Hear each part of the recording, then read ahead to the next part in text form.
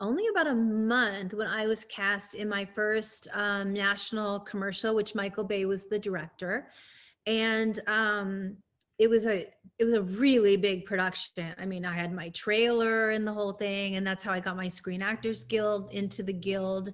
For people that don't know, that's our union that protects us and everything, so we don't work too many hours and not have unsafe set practices and stuff. So I was very fortunate. People, I don't want to say I was lucky because I was studying and training and reading every book possible. So I was prepared when an opportunity came to me. And to me, that's what luck truly is. If it was a stepping stone, it was a stepping stone for sure in my confidence, knowing that I had what it would take to kind of, do what I wanted to do. But look, Hollywood is an constant ebbing and flowing. Hmm. You're only as good as your last project, honestly. And that's why actors are some of the most insecure people you will ever meet in your entire life, because they pin all of their self-confidence on the last time that they worked.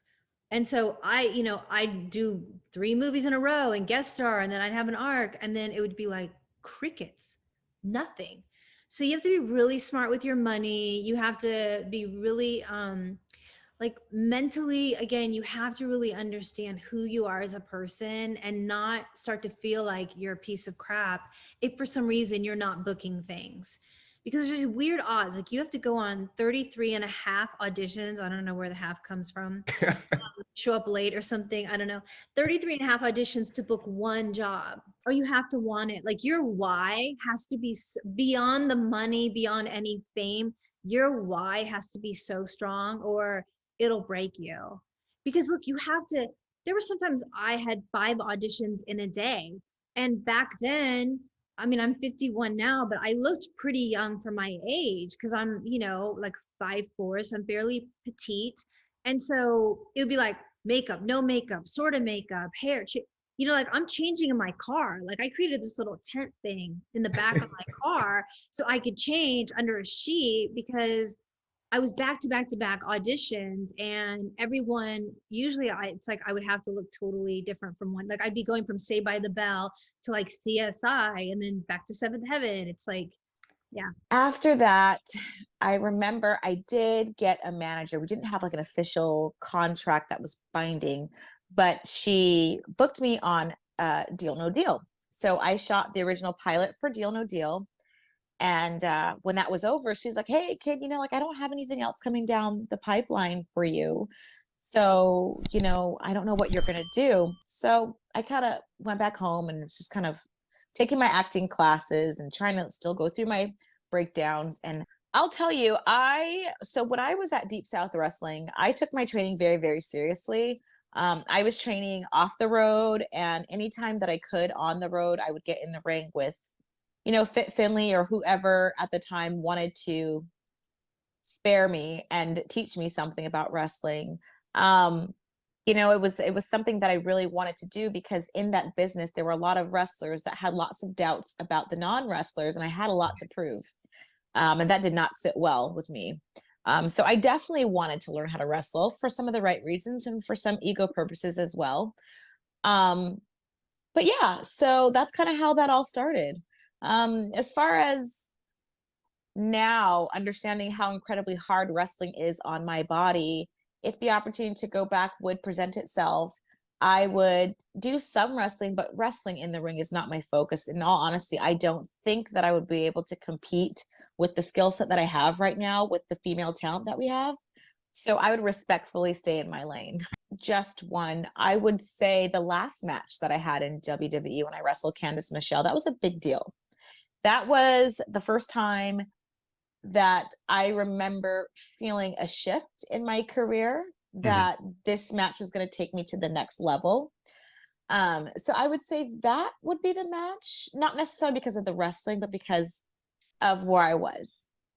Character development now, and I see that the company has a lot more of an input and feedback with their development.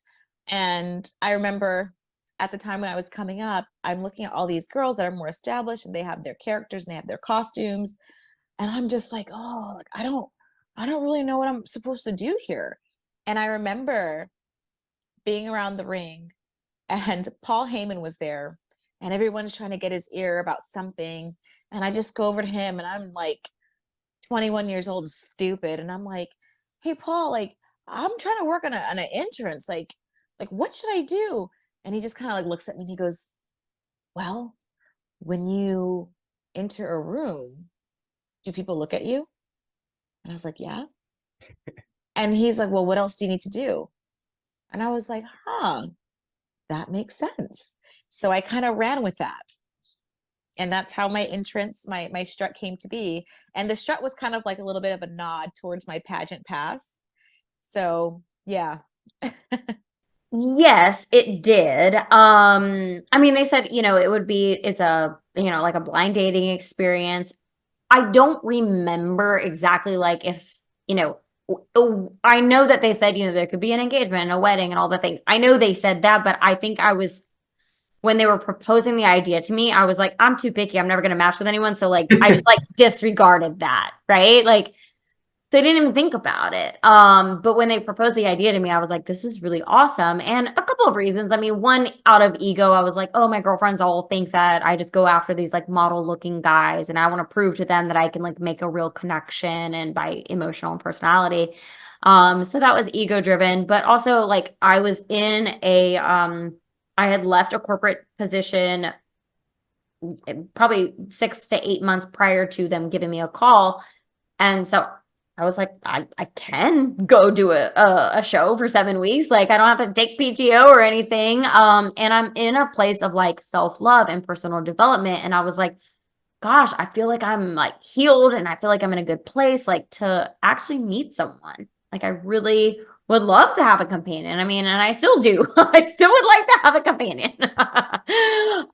But yeah, so it was very fascinating for me though when they pitched the show to me. I was like, this sounds pretty cool. I mean, granted, we didn't know it was gonna get like as big as it got, but it was definitely an intriguing idea for me. Oh, I mean, granted, when I was like obviously like in the pods and I'm falling for people, I was like, oh my God, but I mean, it was probably down to like the 1 or 2 days before the actual engagements that I was like, shit, I did connect with someone.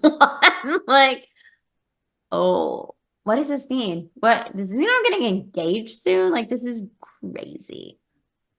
Yes, I think it was such a great concept. Like I said, I mean, the the dynamic of the pods for me, it felt almost like, like I said, before social media. I mean, I came in an age when this stuff didn't exist back in the day. And it's like you're on your like wired phone, your cord phone in your house and you're talking to someone. Granted, yeah, it's probably for someone from school, so you know what they look like and everything. But like when you can't see the person, we don't have the FaceTime accessibility, that kind of thing. So it's like that's almost how it felt like when we were in the pods, that we were just having like a phone call conversation. We're getting to know that person, and you had butterflies with some, butterflies not with some. It was just a really neat experience. It really was. So our wedding day was on a Wednesday. Which is weird. Which is weird. Right, exactly, which is super weird. Anyway, so of course, like we each had, I think, maybe 25 to 50 people that we could invite to the wedding. I told most of my people, I was like, it's not like, I don't want you to take off work to come to, like, it's not that important, So because I didn't want to be like, yeah, I'm getting married and then come and me not, and then be like, shit, I just took off a PTO day for this, Not that they would have gotten upset, but still, I was just keeping their best interests at heart too. But anyway, so I did tell, which probably was against the rules, but whatever. I did tell people that was not going to happen.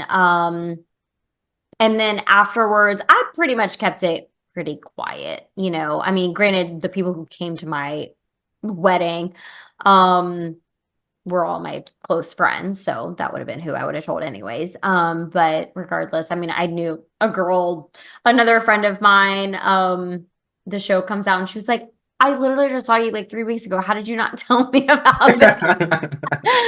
So it was interesting. It was definitely interesting to navigate. But I don't think Kenny, I don't think he told his side though. Maybe a couple people, but I don't think he told his side. At that time, when we were still doing the diva search, we didn't really have characters, and I think it might have been the first one that they did in that format. And so, quite honestly, there was not a whole lot of like, oh, you're supposed to be building a character, or Yeah. I was even kind of reaching out to other sources, friends of friends and things that were fans to say, like, what is the deal with this show? I don't understand. With traditional acting, the format, the camera format, this is a 20-minute comedy, this is a long form drama, but we just didn't have a whole lot of understanding. They weren't really telling us much of what was expected of us until like often a few minutes before we were supposed to go do whatever it was. Yeah.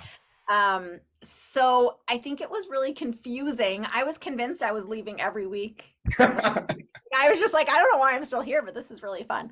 But like you said, the energy is amazing. The fans are incredible. They love you or they hate you. You know what I mean? Yeah. People have very strong opinions one way or the other about everyone. It was just such a unique experience, I think.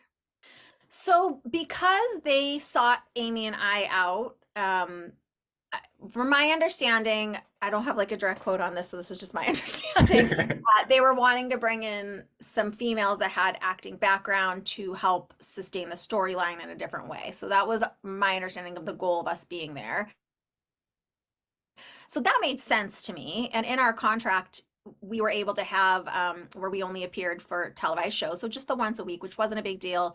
I did have it written in that I would be able to do other work, like with approval. So for me, it was just, I was excited because it was going to be exposure. I went back and forth as to whether I should do it initially, because at the time, there was no crossover. It was like you get pigeonholed as this one thing. And while if I was truly a sports entertainer and that was my, if I stayed in fitness and that was my goal, yes, that's the top of the top for that. But that just wasn't my personal long-term goal. So I was a little concerned from that aspect, not the travel so much as like, I want to still make sure that I can act and be taken seriously for other roles. So that was a concern, but I don't know, you kind of fall in love with the fans and the way it is, if that makes sense. It's so hard to look back and try to pinpoint what we would have done differently, I think, just because truly in the bottom of my heart, I believe that we're all doing the very best we can at any given moment with what we have and information that we have. So I would love to say that I would go back and leave when Amy left, because I feel like that whole situation was completely unacceptable, and it bothered me for years that I didn't make a bigger stand with her. So I would love to say that I would go back and do that, but I know why I didn't at the time. I just had a lot of different responsibilities, and so I mean, but then things lead a different direction, right? It's like with each choice we make, we can open a new segment of the path. So what could have potentially been different? What could I have missed out on? What could I have, how could that have changed the course of things? It's impossible to say. So I feel like just because of the person that I am, I could look back in any situation and tell you 10 things I wish I did better or different, or, it's like, oh, I shouldn't have said that, not like that, but at this moment, it's like, what are you going to do? So yeah, I think there's a lot of things I would have done differently with more knowledge, but it was its own experience, truly once in a lifetime, like a very unique, rare experience. So I just take it as what it is.